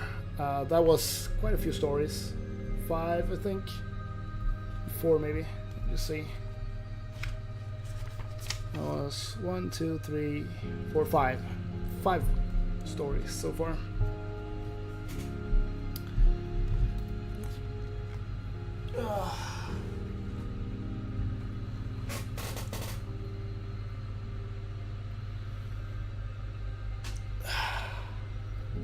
That's nice.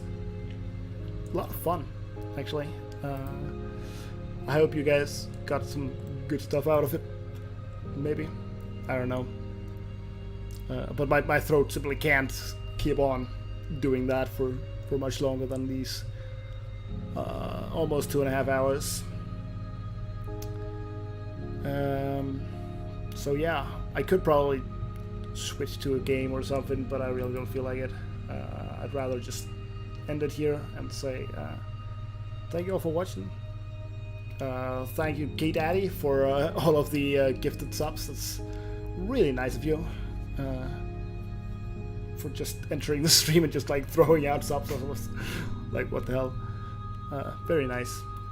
And I will see you guys not tomorrow. Not tomorrow. I don't think. Probably not tomorrow. But Friday at least. Maybe tomorrow, but probably not. Yeah. So if you haven't already, make sure to hit that follow button up there. I usually play Guitar Hero or Clone Hero and not do these readings. This is the first time I've tried doing it. I'll probably do it again some other time. It was quite a lot of fun. And yeah.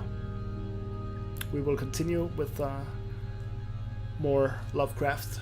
That was 30 pages, roughly, out of like literally 1,050 or something, I think there is in total in that book. So we can, if we do this regularly, maybe the next times will be a little bit longer when I get more used to reading out loud and stuff. I could probably do a little bit more. So let's estimate rough, maybe 50 pages each time. That means I could do this Lovecraft book for around, quick math, 20 times total. Seems nice. So yeah, take care everybody, and good night. Have a good one.